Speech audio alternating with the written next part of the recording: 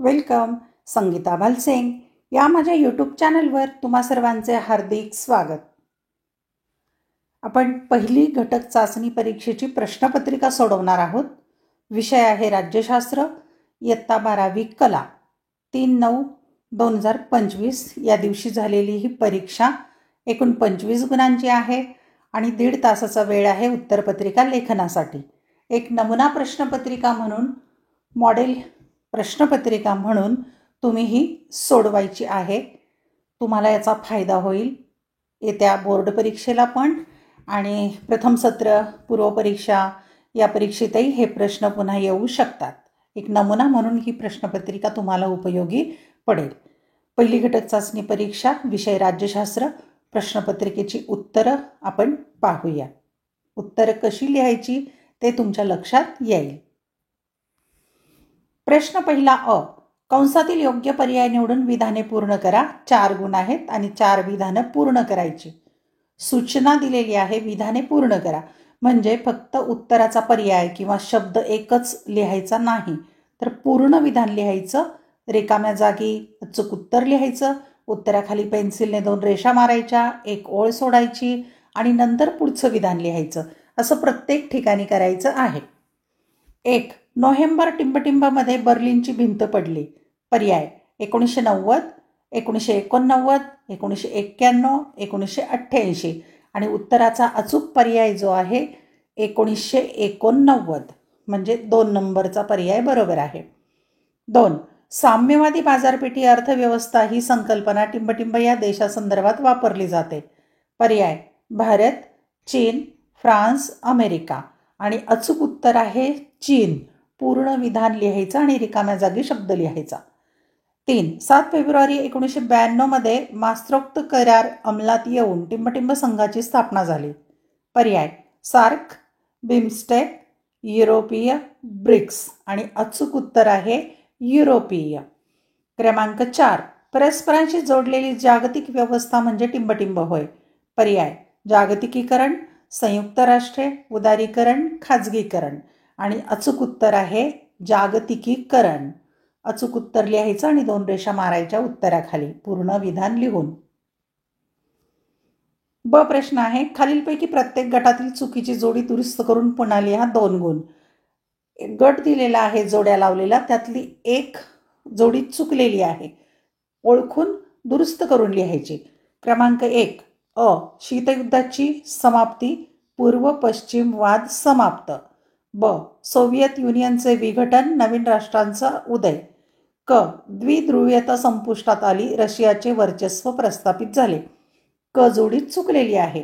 रशियाचे वर्चस्व प्रस्थापित झाले हे चुकलेलं आहे, आपण दुरुस्त करणार आहोत. तिथे लिहायचं अमेरिकेचे वर्चस्व प्रस्थापित झाले. म्हणजे उजव्या बाजूच्या भागातलं कुठलं तरी चूक असणार आहे, ते दुरुस्त करून लिहायचं. दुसरा गट. अ. शेती व खाणकाम पहिले क्षेत्र. ब. उत्पादन दुसरे क्षेत्र. क. अन्नधान्याचे निर्यात पहिले क्षेत्र. आता तिसरी जोडी आहे ती चुकलेली आहे. अन्नधान्याचे निर्यात पहिले क्षेत्र नसून तिथे दुरुस्त करून लिहायचं तिसरे क्षेत्र. अतिशय सोपं होतं. पहिले, दुसरे, तिसरे क्षेत्र असं क्रमानेच आलेलं आहे.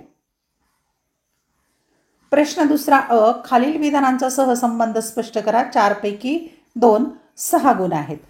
4 प्रश्न दिले, 2च सोडवायचे, 6 गुण म्हणजे एका प्रश्नाला 3 गुण. आता आपण 4ही प्रश्नांची उत्तरं कशी लिहायची ते पाहूया. 1. हार्ड पॉवर आणि सॉफ्ट पॉवर. 2. जागतिकीकरण आणि संस्कृती. 3. महिला सक्षमीकरण आणि शाश्वत विकास. 4. मानवी हक्क आणि मानवतावादी हस्तक्षेप. क्रमांक 1. हार्ड पॉवर आणि सॉफ्ट पॉवर यातला सहसंबंध आपण पाहूया. उत्तर 1. जागतिक पातळीवर देशाचा महासत्ता म्हणून उदय हार्ड पॉवर आणि सॉफ्ट पॉवर यांच्या एकत्रीकरणामुळे होतो. 2. हार्ड पॉवरमध्ये आर्थिक निर्बंध आणि लष्करी बळ अशा गोष्टी येतात. 3. सॉफ्ट पॉवरमध्ये देशाची प्रतिष्ठा, सांस्कृतिक प्रभाव आणि परंपरा हे घटक येतात. 2. जागतिकीकरण आणि संस्कृती यातील सहसंबंध पाहू आपण.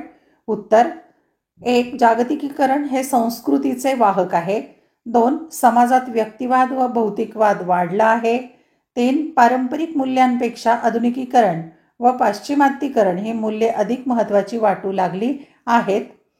4. खानपानामध्ये बर्गर व पिझ्झा सारख्या परकीय खाद्यपदार्थांना महत्त्वाचे स्थान प्राप्त झाले आहे.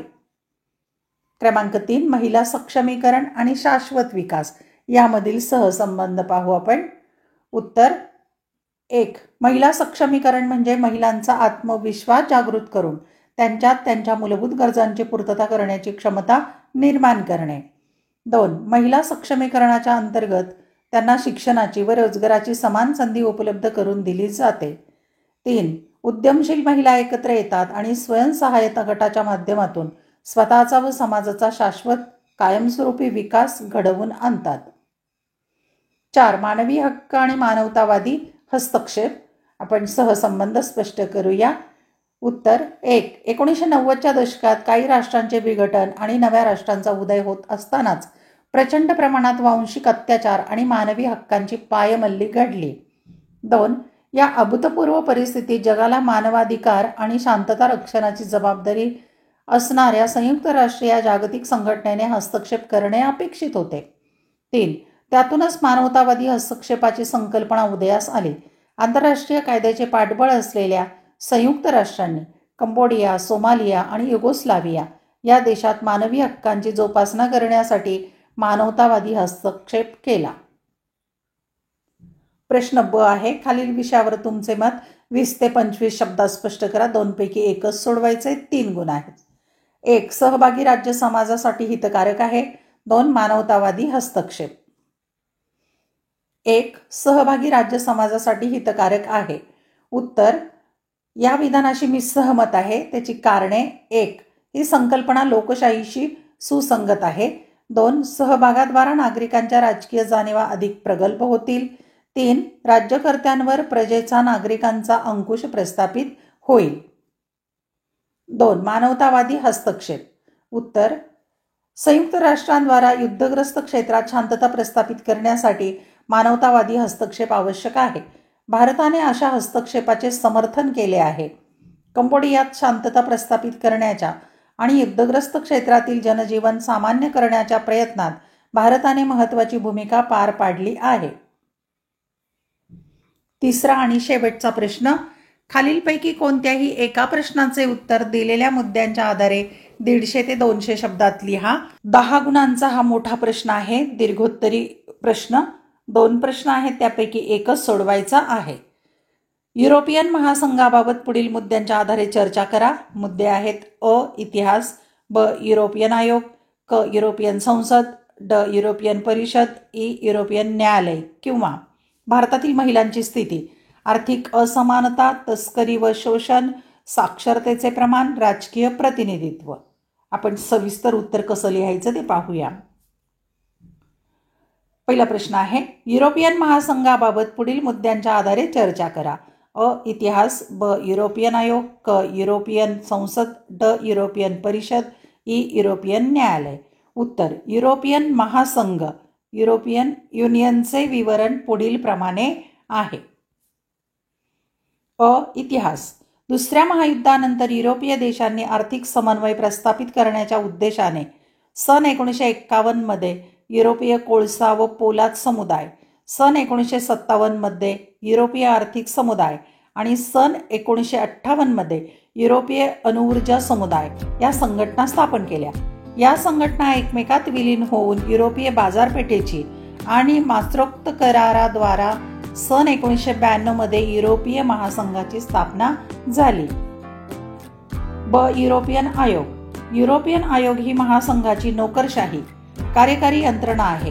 हा आयोग युरोपियन संसदेत घेतलेल्या धोरणात्मक निर्णयांची अंमलबजावणी करतो, तसेच युरोपियन संसदेला कायदे करण्यासाठी प्रस्ताव सुचवतो. क. युरोपियन संसद. प्रत्यक्ष निवडणुकीद्वारा सदस्य देश संसदेच्या 751 सदस्यांची 5 वर्षाच्या कार्यकाळासाठी निवड करतात. संसद कायदेविषयक देखरेख आणि अर्थविषयक कार्ये पार पाडते. ड. युरोपियन परिषद. यात महासंघाच्या सदस्य देशांचे राष्ट्राध्यक्ष किंवा प्रधानमंत्री आणि परराष्ट्र मंत्री यांचा समावेश होतो. परिषदेच्या पूर्णवेळ अध्यक्षाची निवड केली जाते. परिषदेच्या वर्षातून 4 सभा आयोजित केल्या जातात. ही संघटना युरोपियन युनियनला सामूहिक नेतृत्व प्रदान करते. युरोपियन न्यायालय. युरोपियन युनियनमधील कायद्यांचे व करारांचे अर्थ लावणे आणि त्यांच्या आधारे सदस्य देशातील वादांचा निवाडा करणे ही जबाबदारी युरोपियन न्यायालय पार पाडते. युनियनचे कायदे सदस्य देशांच्या राष्ट्रीय कायद्यांपेक्षा श्रेष्ठ मानले जातात. किंवा दुसरा प्रश्न आहे, भारतातील महिलांची स्थिती. आर्थिक असमानता, ब तस्करी व शोषण, साक्षरतेचे प्रमाण, राजकीय प्रतिनिधित्व. उत्तर, भारतातील महिलांच्या स्थितीचे विवरण पुढील प्रमाणे. आर्थिक असमानता. भारतातील सगळ्यात मोठ्या समस्यांपैकी एक म्हणजे स्त्री पुरुषांमधील वेतनातील दरी. त्याचबरोबर श्रमिकांच्या बाजारपेठेतील महिलांची टक्केवारी 28.2% इतकी कमी आहे, तर तुलनेने पुरुष 71.8% आहेत. ब तस्करी आणि शोषण. 2013 साली संयुक्त राष्ट्रे मादक पदार्थ आणि गुन्हे विभागाने सादर केलेल्या अहवालात भारतातील महिलांचा जबरदस्तीने विवाह करण्यासाठी तस्करी केली जात असल्याचे म्हटले आहे. यात पुढे असे नमूद केले आहे की त्यांचे बहुतेक वेळा शोषण केले जाते, त्यांचे मूलभूत हक्क डावलले जातात, त्यांना मोलकरीण म्हणून राबवून घेण्यात येते आणि कालांतराने परित्यक्त केले जाते. साक्षरतेचे प्रमाण. भारतातील महिलांचे साक्षरतेचे प्रमाण पुरुषांच्या तुलनेने कमी आहे. 2011च्या जनगणनेच्या अहवालानुसार पुरुषांमधील साक्षरतेचे प्रमाण 82.14% आहे, तर महिलांमधील प्रमाण 65.46% आहे. राजकीय प्रतिनिधित्व. भारताला स्वातंत्र्य मिळाल्यापासून संसदेत आणि राज्यातील विधानमंडळामध्ये महिलांचे असलेले अत्यल्प प्रमाण ही समस्या राहिलेली आहे. धन्यवाद. आपण 12वी राज्यशास्त्र या विषयाची प्रश्नपत्रिका सोडवलेली आहे. अशाच अनेक प्रश्नपत्रिका आणि बोर्ड प्रश्नपत्रिका म्हणजे वर्षभरातल्या ज्या परीक्षा होतात त्या प्रश्नपत्रिका आणि बोर्डाच्या ज्या परीक्षा होतात त्याही प्रश्नपत्रिका उत्तरासह या चॅनलवर तुम्हाला व्हिडिओ पाहायला मिळतील. आवडलेले व्हिडिओ लाईक, कमेंट, शेअर जरूर करा. पण त्या अगोदर या चॅनलची प्लेलिस्ट एकदा पाहून घ्या. आवडलेले व्हिडिओ आपल्या मित्रमैत्रिणींना जरूर पाठवा. अभ्यासासाठी खूप खूप शुभेच्छा.